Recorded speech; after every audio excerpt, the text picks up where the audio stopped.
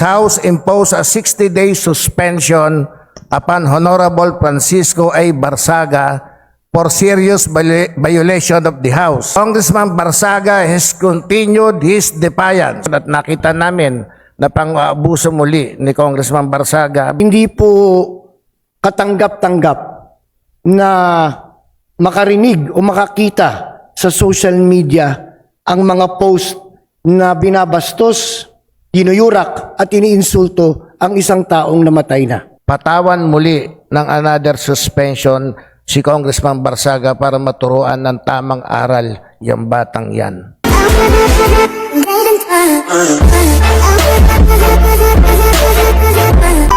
Congressman Valeriano is hereby recognized.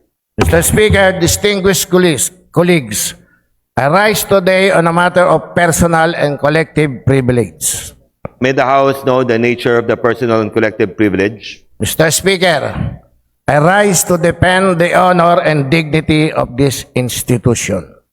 The gentleman has 10 minutes. Please proceed. Thank you, Mr. Speaker. Last December 1, 2025, this House imposed a 60-day suspension upon Honorable Francisco A. Barsaga for serious violation of the House, with a stern warning that repetition of similar misconduct would merit more severe sanctions. Despite this, Congressman Barsaga has continued his defiance. Mr. Speaker, his defiance, these acts committed through his official congressional platforms flagrantly violate Section 141 or Rule 20 of our rules. Mr. Speaker, discipline without enforcement renders our authority meaningless. The continuing defiance of Congressman Barsaga must be addressed immediately. Thank you, Mr. Speaker. Thank you very much. Majority Leader, Mr. Speaker. Mr. Speaker, may we know the pleasure of the gentleman? Yes, Mr. Speaker, may we know from the gentleman from the 2nd District of Manila if he will be amenable to some questions for interpellation. Is the gentleman willing to answer some questions and interpellation? Yes, gladly, Mr. Speaker. The gentleman may proceed. Thank you, Mr. Speaker. Mr. Speaker, may we know from the gentleman from the 2nd District of Manila the rationale or the basis for his request that the Committee on Ethics be to continue or to investigate the contents of his privileged speech. Mr. Speaker, gentleman from Rizal, ang ilan po sa mga violation at nakita namin na pang-abuso muli ni Congressman Barsaga, babasahin ko lamang po na ito ay pinos niya. NUP congressman received bribes from Enrique Razon in various gatherings in Soler prior to the 2025 election in exchange for supporting Speaker Martin Romualdez. Isa pong malaking kalokohan at kasinungalingan. At ang isa pa po, Congressman Romeo Acop's death will not stop him from facing justice. He must be investigated for involvement in the flood control corruptions. Ito pa po. Corruption and plunder against the Filipino people is a sin against the Lord. Congressman Romeo Acop is now suffering through eternal damnation. He has left the comfort of his luxurious mansion in exchange for a fate of eternal hellfire. That is the fate of all corrupt politicians. Mr. Speaker, ako po'y naniniwala na hindi dapat at he violates yung kanyang suspension. So I move, Mr. Speaker, na sa susunod na committee hearing ng ethics, siya po ay mapatawan muli ng another 6 suspension without allowance and salaries. I move, Mr. Speaker. Mr. Speaker, napaka-angkop at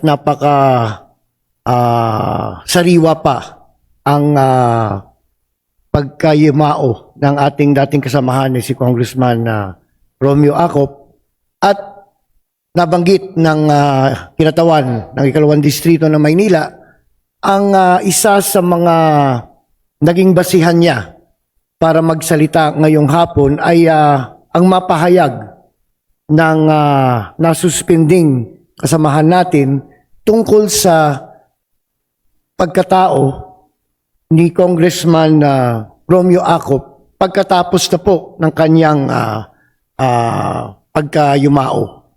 Sa ating lipunan, Mr. Speaker, ang respeto na binibigay ng bawat Pilipino sa isang taong namatay ay napakahalaga.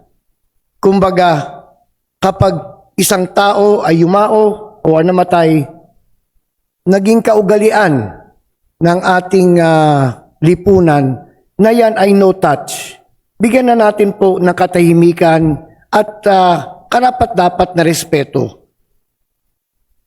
Huwag na nating ungkatin pa kung ano pa ang nangyari sa isang taong na yumao na wala naman pong pinal na paghuhusga.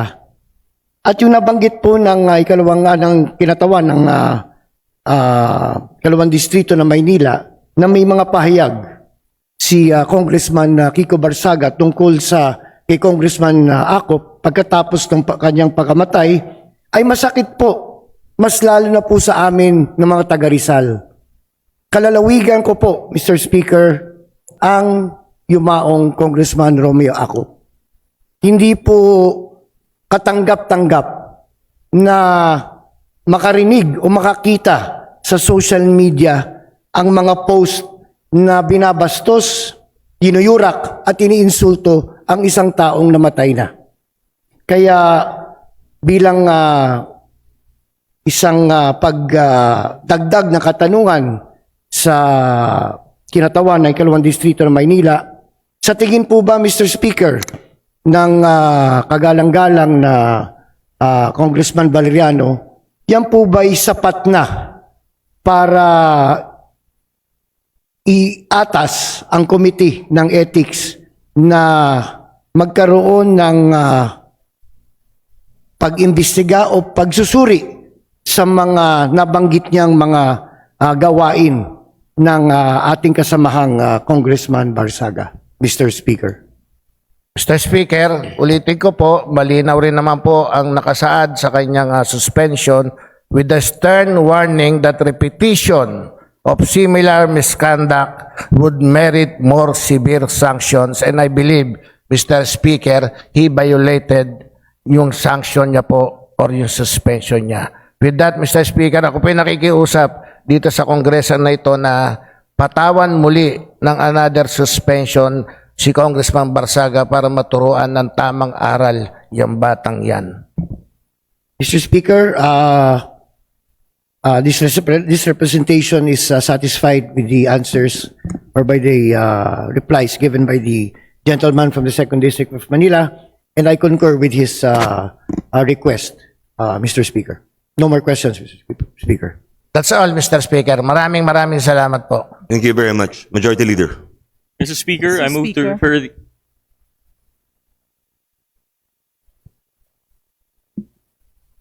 Mr. Speaker, Yes, Representative De Lima. okay, just one or two questions to the If the Honorable gentleman sponsor. would wish to reply and answer the questions, Sige po, Mr. the Speaker. gentlelady may proceed. Thank you, Mr. Speaker. Do I take it that the honorable sponsor is it now a new complaint or is it just a continuation of the previous case? A To be continuation. referred, Yeah, to be because, referred to the ethics committee. yeah, Because we know that the jurisdiction of a committee, and especially the ethics committee, is either motu proprio or upon complaint. So we have had that previous case, which resulted to the 60-day suspension, which is about to expire. Now we have all this, new allegations, which I think are really good basis for a new complaint or a new investigation by the Ethics Committee. Now, we heard the honorable sponsor deliver a sponsorship speech. Can we now say that the sponsorship speech is, in fact, the trigger for the acquisition again of jurisdiction by the Ethics Committee? Or is this just a continuation?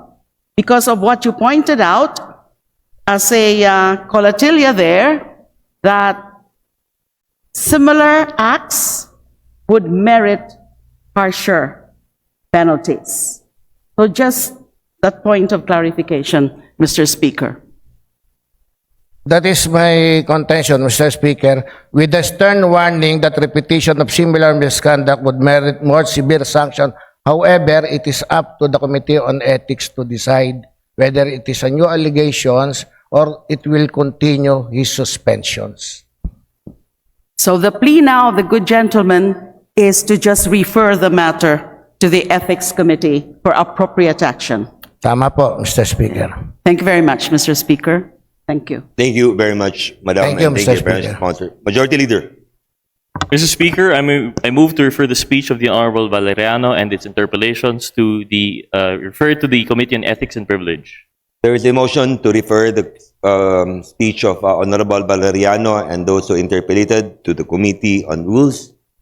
Committee on Ethics, there any objection? There any objection? Chair is none. Motion is carried. Majority Leader. Mr. Speaker, I move to authorize the Committee on Ethics and Privileges to conduct a hearing at its next scheduled meeting.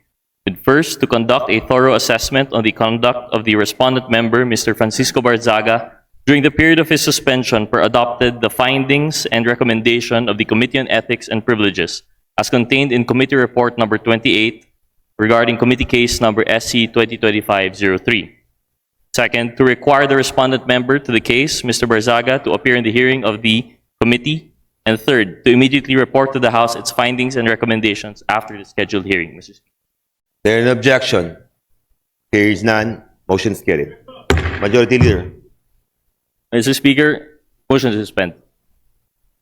Session suspended.